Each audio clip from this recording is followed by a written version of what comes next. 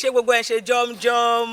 ṣẹ́nu wa ń fúyẹ́ orí ètò kílẹ̀ rí sí ni ẹ wà lórí ìtàkùn Nuwa Media. Ètò kílẹ̀ rí sí ni ètò tí màmá mú wá fún yín fún wa láti lè jọ jíròrò àbí láti fi kùnlukùn lórí àwọn ohun kàyéfì àbí àwọn ọ̀rọ̀ kan tá a gbọ́ àbí àwọn ìrírí kan tí wọ́n sọ fún àtàwọn ètò ṣojú wa lórí ètò kílẹ̀ rí sí lẹ́nìí ohun tí mo mú wá fún yín láti ijọ́ tí mo ti rìn mo ń bọ̀ orúkọ tèmi ni aró tó dúdú òjì gọ̀bì ọmọ wọn ló wù òdùrú ọmọ ajífẹ́ pé ṣeré ọmọ ògbógbòǹdù ẹ̀kọ́ ọmọ ògbógbò máa fíranfíran èmi lọmọ bá a rí jẹ àwọ̀lámọ̀ ọmọ mi tútù tí jó ní fàìfàì ẹ̀yìn tèmi èsì jẹ́jẹ́ mi rí mo ń lọ o kí mo ń bọ́ tèmi lọ o lọ́ bá ń gbọ́ táwọn ènìyàn bẹ̀rẹ̀ argument irọ́ ni òótọ́ ni ìyẹn pọ̀ jù ó ga ó kúrú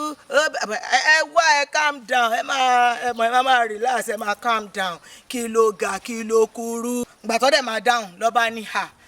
àròdù àbó ògbọ́n tẹ́ nìyẹn ń sọ ṣá mo ní kí lọ sọ ó ní wọ́n sọ wípé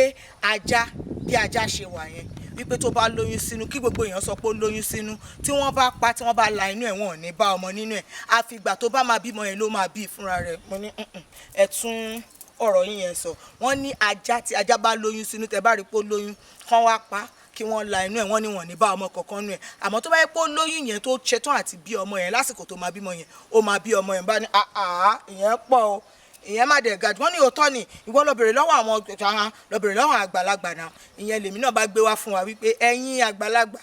ẹ̀wọ̀n èrè tó mẹ́wọ̀n èrè jù mí lọ ẹ̀wọ̀n àbúrò mi dédé rí experience wọn kún ẹgbà mi ẹ̀rà mi kalẹ̀ ṣé lóòótọ́ ni wípé tí ajá bá lóyún sínú tí wọ́n bá pa tó bá la inú ẹ̀ wọn ò ní bá ọmọ nínú ẹ̀ àfìgbà tó bá fẹ́ bí ọmọ yẹn nìkan ló máa rí ọmọ nínú ẹ̀ èmi ò mọ bá ṣe fẹ́ ṣe léyìí sí o ẹjọ ẹ bá mi dá sí o gbogbo èsì àbí èrò yín gbogbo ẹjọ ẹ bá mi fi ṣọwọ́ sí wa lórí ìtàkùn wa lórí ayélujára a wà lórí Facebook gẹ́gẹ́ bí Nuwa Media a wà lórí TikTok Instagram àti Thread gẹ́gẹ́ bí Nuwa_media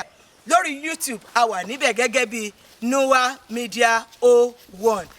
màá máa retí yín tábàdẹ̀ wàá rí àwọn ohun kàyéfì tẹ́yìn náà fẹ́ kí n bá yín gbé sí afẹ́fẹ́ àbí àwọn ọ̀rọ̀ kàbìtìkàbìtì bí èyí tí mo jùlẹ̀ yìí náà tí ẹ fẹ́ ká jọ dá sí ẹ fi wọ́n ṣọwọ́ sí wa ẹ lè tẹ àtẹ̀ránṣẹ́ sí àwọn nọ́mbà wa tí ẹ ń wò lójú móhùnmáwòrán yín àbí kí ẹ lo ímeèlì wa nuwamedia@gmail.com gbogbo ìgbà kò sígbà tẹ ẹ pè wá kò sígbà tẹ àtẹ̀ránṣẹ́ tẹ ẹ rí ìdáhùn àwa ń bẹ̀ adúró digbí èmi náà sì ní tiyín ní tòótọ́ aródú òjì gọ̀bì ọmọ wọn ló wo òdùrú ajífẹ́ pé ṣeré ògbógbòǹdù ẹkùn gbogbo máa fíranfíran èmi lọmọ awo tí ṣọ̀gá awọ ọmọ bá rí jẹ àwọ̀ lámọ̀ ọmọ mi tútù tí jó ní fàìfàì àlàáfíà.